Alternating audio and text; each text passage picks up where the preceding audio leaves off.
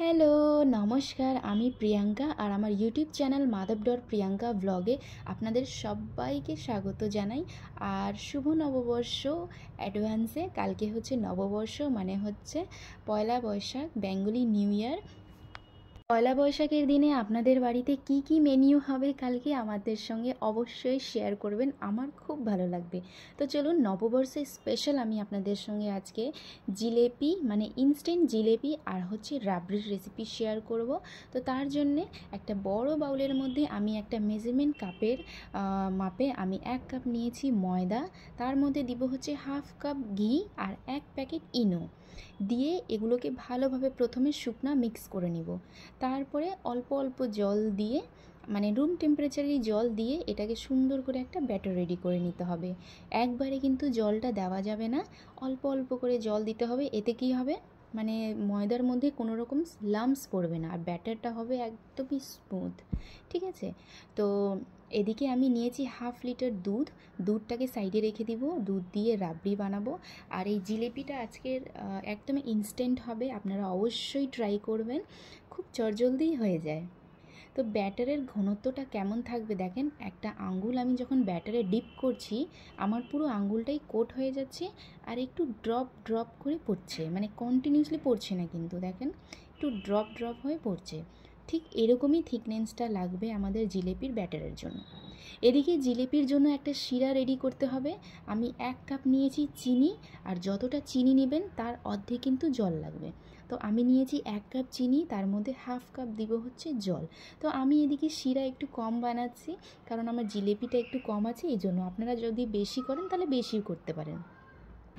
তার মধ্যে দিব হচ্ছে 3টা এলাচ ফাটায়, অল্প একটু কেশর দিব, আর তার সঙ্গে সঙ্গে আমি 2 চিমটির মতো দিব হচ্ছে ফুড কালার, মানে হচ্ছে অরেঞ্জ কালার, কারণ জিলিপি একটু অরেঞ্জ লাল ভাব না থাকলে দেখতে ভালো লাগে না। দিয়ে এবার গ্যাসের মধ্যে মিডিয়াম হিটে আমি ভালোভাবে জাল দিয়ে নেব। তো দেখেন, চিনির শিরা কোনো 1 তার 2 তার হবে না, জাস্ট হাতে নিলে মনে হবে একদম তেলতেলা ভাব। আর দেখেন ঠিক এমন 1 তারের মতন হবে, কিন্তু তেমনটা পারফেক্ট না। দেখেন ঠিক এইভাবে। তো চিনিটা গলে আসলেই ভালোভাবে এবার আমি চুলাটা অফ করে এটাকে সাইডে নামায় রেখে দেব। এদিকে গ্যাসের মধ্যে 2 চুলায় 2 কড়াই বসায় রাখছি। একটাতে দিয়েছি হচ্ছে রিফাইন্ড তেল, আর একটাতে বানাবো হচ্ছে রাবড়ি। তার জন্য অল্প একটু জল দিয়ে দুধটা ঢেলে দিচ্ছি। আমি এদিকে প্যাকেটের দুধ নিয়েছি, আপনারা চাইলে গরুর দুধও ব্যবহার করতে পারেন।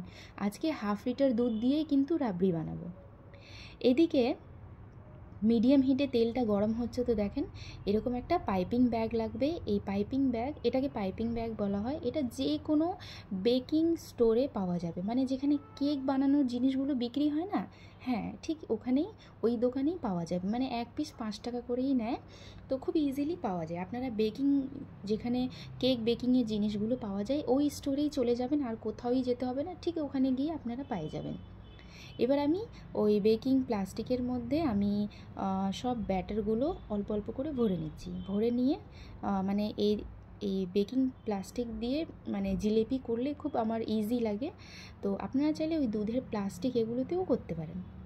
এবার ওই প্লাস্টিকের মুখটা আপনারা পাতলা মোটা যেমনই করে কাটতে পারেন, আমি একটু হালকা একটু মোটা করেই কাটলাম। দেখেন, তারপরে এইভাবে ড্রপ করে পড়বে। এদিকে তেলের টেম্পারেচারটা কিন্তু খুব ম্যাটার করে, খুবই ইম্পর্টেন্ট যে তেলের টেম্পারেচারটা কেমন হতে হবে। দেখেন, তেলের টেম্পারেচারটা কিন্তু একদম বেশি করে জিলেপি কিন্তু করবেন না, নাহলে কিন্তু এদিক ওদিক ছড়ায় যাবে। তেলের টেম্পারেচার থাকবে একদমই হালকা হিটে। তারপরে জিলেপিগুলো কিন্তু তেলের মধ্যে ঘোরাবেন, দেখবেন খুব সুন্দর মানে জিলেপির প্যাঁচগুলো হবে। তো এদিকে প্রথম প্রথম জিলেপি দিলে তেমন শেপ বসে না, তখন মন খারাপ করবেন না, 1-2 বার বানাতে বানাতে সেটা কিন্তু পারফেক্ট হয়ে যায়। আর জিলেপিগুলো দেখবেন দেওয়ার সঙ্গে সঙ্গে তেলের উপর একদম ভেসে উঠবে, খুব সুন্দর হয়। আর এক একটা জিলেপি ভাজতে গিয়ে 3 থেকে 4 মিনিট সময় লাগে, একদম হালকা হিটে। ঠিক আছে?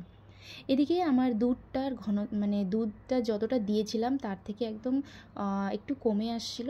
তখন আমি ছোট্ট কাপের 1 কাপ দিচ্ছি চিনি। তো মিষ্টি আপনারা আপনাদের আন্দাজে দিতে পারেন, কম বেশ করা যায়। তো আমি তো বলবো যে রাবড়ির মিষ্টিটা একটু কম রাখলেই ভালো, কারণ এদিকে জিলেপিতে একটু মিষ্টি বেশি থাকে।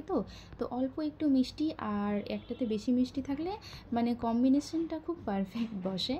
আর আপনার উপরেই আছে, আপনারা দুটোতে বেশিও দিতে পারেন, তো আমি একটু কমই দিয়েছি। এদিকে আমার জিলেপিগুলো প্রায় 3-4 মিনিট আমি একদম হালকা হিটে ভেজে নিয়েছি। আর ভাজার সময় আপনারা বুঝতে পারবেন যে জিলেপিগুলো একদম ক্রিস্পি মনে হবে যখন উল্টাপাল্টা করবেন। আর উল্টাপাল্টা করার সময় অবশ্যই কোনো কাঁটা চামচ দিয়ে করবেন, বড় হাতা দিয়ে না, নাহলে অনেক সময় হয় ভেঙে যায়। এবার আমি জিলেপিগুলোকে নামায় ওই চিনির শিরার মধ্যে 2-4 মিনিট ভিজিয়ে রাখবো। এদিকে দেখেন জিলেপির প্যাঁচগুলো কত সুন্দরভাবে বসছে। তো 1-2 বার হয়তো খারাপ হবে, পরে একদম ঠিক হয়ে যাবে। তেলের টেম্পারেচারটা থাকবে একদমই হালকা, হাই টেম্পারেচারে, মানে তেলটা যখন বেশি গরম হয়ে আসবে তখন জিলেপির প্যাঁচগুলো দেওয়ার সময় না মানে প্যাঁচগুলো এদিক ওদিক ছড়ায় যায়, শেপটা একটু খারাপ হয়ে যায়। তো এইভাবে করে আমি জিলেপিগুলো ভেজে নিব। আর দেওয়ার সঙ্গে সঙ্গে কিন্তু নাড়াচাড়া করা যাবে না, 2 মিনিট অপেক্ষা করবেন, তারপরে একটা চামচের সাহায্যে উল্টাপাল্টা করে নেবেন। তো প্রথমে আমি যে জিলেপিগুলো ভিজিয়ে রাখছিলাম 2 মিনিট, এরপর শিরা থেকে বের করে একটা প্লেটে রেখে নিচ্ছি। তো আমার এই রেসিপিটা যদি আপনাদের কাছে ভালো লেগে থাকে তাহলে প্লিজ আমার চ্যানেলটিকে একটু, আমার ইউটিউব চ্যানেল মাধব.প্রিয়াঙ্কা ব্লগ একটু সাবস্ক্রাইব করে দিবেন। আর এই রেসিপিটাকে একটু বেশি বেশি করে শেয়ার করে দিবেন। আর এই জিলেপি রেসিপিটা কিন্তু খুবই সহজ, ইজি একটা পদ্ধতিতে, মানে আপনারা একদম ইনস্ট্যান্ট বানাতে পারবেন। এটা এই ব্যাটারটা বানায় রাখারও কোনো ঝামেলা নেই, কোনো কিছুই নেই, একদম চটজলদি হয়ে যাবে। আর রাবড়িটাও কিন্তু খুব সহজেই হয়ে যায়। এবার আমি রাবড়ির মধ্যে কিছু ড্রাই ফ্রুটস অ্যাড করব। কিছুটা কাজু নিয়েছি আর আলমন্ডস, এগুলোকে মিক্সিতে আমি ভালোভাবে ব্লেন্ড করে একটু গুঁড়া পাউডার করে নিব। আর এই পাউডারটাকেই আমি ওই দুধের মধ্যে দিয়ে দিব। এতে কি হবে, আমাদের দুধটা একটু গাঢ় হয়ে যাবে, মানে থিকনেসটা একটু বেশি হয়ে যাবে, ঠিক আছে। তো আমি মিডিয়াম হিটে দুধটা রাখছি। আর এবার কাজু আর আলমন্ডসগুলো দিয়ে এটাকে ভালোভাবে মিক্স করে মিডিয়াম হিটেই ছেড়ে দিব। আস্তে আস্তে দেখবেন দুধের ঘনত্বটা কিন্তু একটু গাঢ় হওয়া শুরু করবে, ঠিক আছে। এদিকে জিলেপিগুলো হয়ে গেছিলো, এগুলোকে আমি তুলে শিরার মধ্যে দিয়ে দিচ্ছি। আবারও জিলেপিগুলো আমি একদম মানে জিলেপি নামানোর পর আবারও হিটটা কম করে আমি দিয়ে দিব।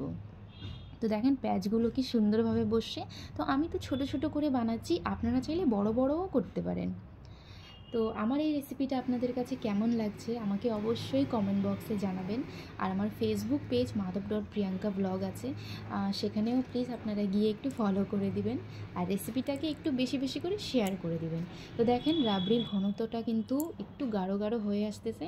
আর এদিকে জিলিপিটাও হয়ে গেছে, এগুলোকে তুলে আমি শিরার মধ্যে দিয়ে দিব। আর আগে থেকে যেটা ভিজানো ছিল সেগুলোকে তুলে তুলে আমি প্লেটে রেখে নিব। আর জিলিপিটা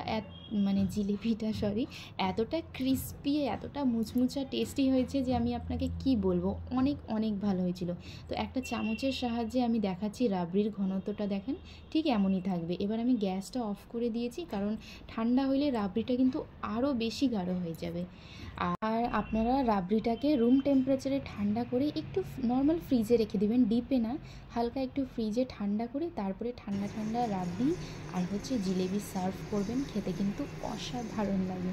এবার আমার লাস্ট অল্প একটু ব্যাটারটা বেঁচে গেছিলো, তো আমি একবারই বড় করে জিলেপি বানিয়ে দিচ্ছি, দেখেন খুব সুন্দর হয়েছিল। তো এদিকে আমার রেডি হয়ে গিয়েছে জিলেপি আর রাবড়ি। তো রাবড়িটাকে আমি একটা মাটির একটা ছোট্ট আমার কাছে মিষ্টির বাটি ছিল, তো আমি ওটাতেই সার্ভ করছি। দেখতে কিন্তু খুব সুন্দর লাগে। আপনাদের কাছে যদি না থাকে নর্মাল বাটিতেও রাখলে হয়ে যাবে। উপর থেকে একটু পিস্তা কুচি করে দিয়ে দিচ্ছি। এই তো রেডি হয়ে গেল আমাদের রাবড়ি আর ইনস্ট্যান্ট জিলেপি।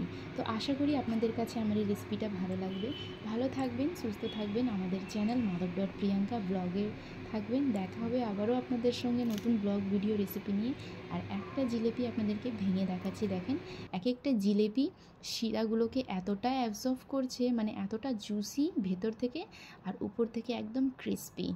খুব সুন্দর হয়েছে জিলেপিগুলো, আপনারা অবশ্যই ট্রাই করবেন আর আমাকে কমেন্ট বক্সে অবশ্যই জানাবেন। আর প্লিজ রেসিপিটাকে একটু বেশি বেশি করে শেয়ার করে দিবেন। আমি আপনাদের সঙ্গে নেক্সট ব্লগে দেখা করব। রাবড়ি বা জিলেপি বানানোর সময় কোনো রকম সমস্যা হলে আমাকে অবশ্যই কমেন্ট বক্সে কমেন্ট করবেন, আমি অবশ্যই রিপ্লাই দিব। Thank you, tata.